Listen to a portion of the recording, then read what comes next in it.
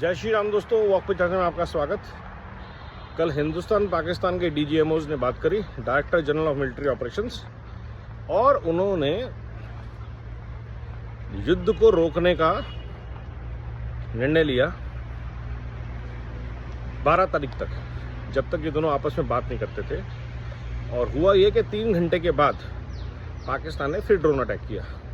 और ये फितरत भारत को पता थी कि पाकिस्तान कभी भी शांति, कभी भी किसी तरह की प्रोग्रेसिव चीज़ की बात नहीं कर सकता।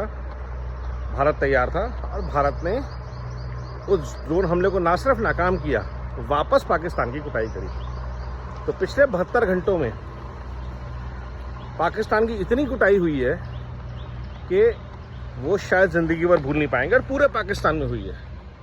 हाँ, वो लोग पंजाब, राजस्थान या जम्मू के कुछ हिस्सों तक उनके ड्रोन पहुंच पाए, कुछ गिरे, कुछ नाकाम हो गए, या एक शायद हवाई जहाज़ भी उन्होंने हमारा टच कर लिया हो। लेकिन पाकिस्तान के अंदर घुस तक भावलपुर से लेकर के जितने एयरपोर्ट, एयर बेसिस हैं इनके, जितना इनके टेरर इंफ्रा था, भारत ने उसको नेस्तो नाबूद कर दिया। और वो आपने मंजर आप भूले नहीं होंगे कि आतंकवादियों के जनाजे पे कैसे छातियां पीट रहे थे पाकिस्तान के सेना प्रमुख। तो भारत ने जो ऑब्जेक्टिव डिसाइड किया था उससे कहीं ज़्यादा सिर्फ 3 दिन में अचीव किया।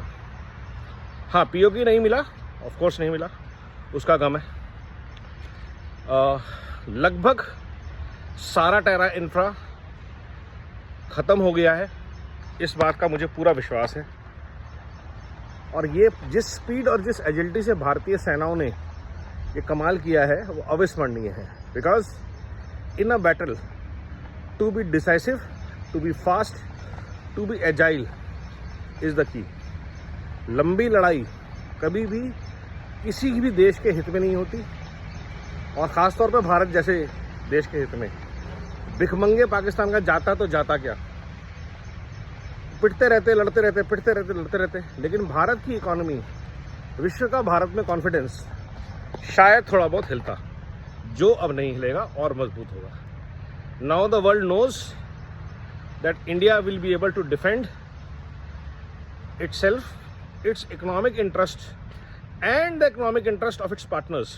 कि जो देश भारत में इन्वेस्ट करेंगे उनकी इन्वेस्टमेंट सेफ है, भारत में डेमोक्रेसी है, भारत में एक स्ट्रॉन्ग गवर्नमेंट है, और भारत की डिफेंस इकोसिस्टम इतना स्ट्रॉन्ग है कि वो किसी भी तरह का अटैक का, चाहे वो टेरर अटैक हो, चाहे वो वॉर हो, उसका एक फुल फ्लेजेड तरीके से, ज़ोरदार तरीके से, डिसाइसिव तरीके से जवाब दे सकते हैं और उसको रिजल्ट तक ला सकते हैं। आज भी यूक्रेन रशिया की वॉर चल रही है, आज भी इजराइल और हमास की युद्ध चल रहा है, लेकिन भारत 3 दिन के अंदर इस युद्ध से डिसाइसिव तरीके से बाहर आया। पाकिस्तान बोलता रहे कि हमारी शाहीनों ने 50 राफेल गिरा दिया, है ही 36।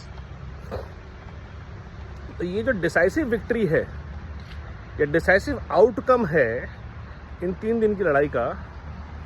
पुलवामा में बहुत ज़्यादा सैनिक मरे थे, लेकिन तब भी हमने सिर्फ टेरर स्ट्राइक की थी। यहाँ पे 28 टूरिस्ट मरे,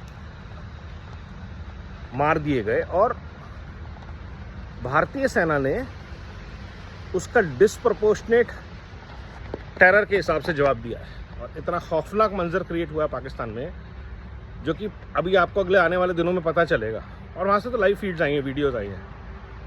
तो ये जो भारत का एक्शन है, ये आने वाले वक्त में भारत की इकोनॉमी को बहुत बुलंद करेगा, भारत की ग्लोबल स्टैंडिंग को बहुत स्ट्रॉन्ग करेगा, और भारत की जो पोजीशनिंग है वर्ल्ड में वो उभरेगी। अब ऐसा मेरा दृढ़ विश्वास है, और भारत का गौरव जो विश्व में है वो अब और आगे जाएगा।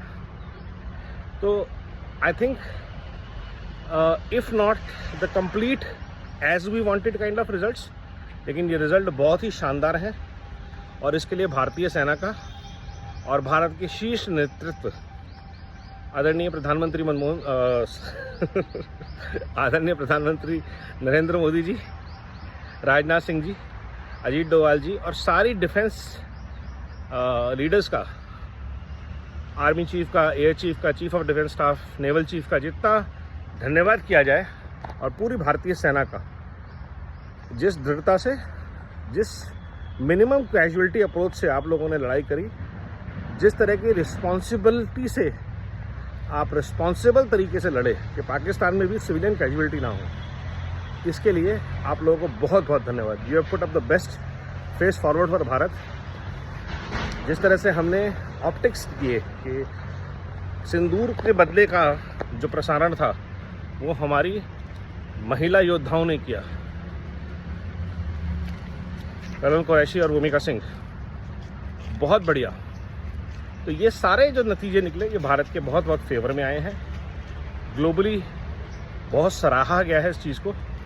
और अब China, Russia, Turkey, US, France, ये पांचों कंट्रीज़ हमेशा ध्यान रखेंगे भारत में कोई भी कॉन्फ्लिक्ट एस्केलेट ना हो, और 99% केस में उसका जिम्मेवार पाकिस्तान होता है। तो पाकिस्तान पे बहुत नज़र रहेगी। तो ये बहुत अच्छी डेवलपमेंट्स भारत के लिए आई थिंक।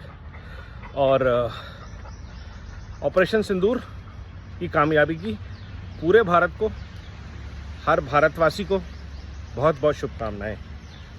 आखिर में सिर्फ इतना कहूँगा, जितनी शिद्दत से भारत ने आतंकवाद के खिलाफ ये जंग लड़ी, अगर उतनी शिद्दत से भारत भ्रष्टाचार के खिलाफ ये जंग लड़े तो सारे भारतवासियों को बहुत सुकून मिलेगा। उस भ्रष्टाचार में सेना की जगह आपके पास ईडी, सीबीआई, सीवीसी, बहुत सारी बॉडीज़ हैं, लोग हैं, और जितने ब्यूरोक्रेट्स, पॉलिटिशियंस, जजेस, जर्नलिस्ट, जो आपके लोकतंत्र के 4 पिलर्स हैं, इनके खिलाफ एक बहुत ही डॉक्यूमेंटेड बैटल होनी चाहिए करप्शन के खिलाफ। ऐसा मेरा अनुरोध। नमो भारत, वंदे मातरम, जय हिंद।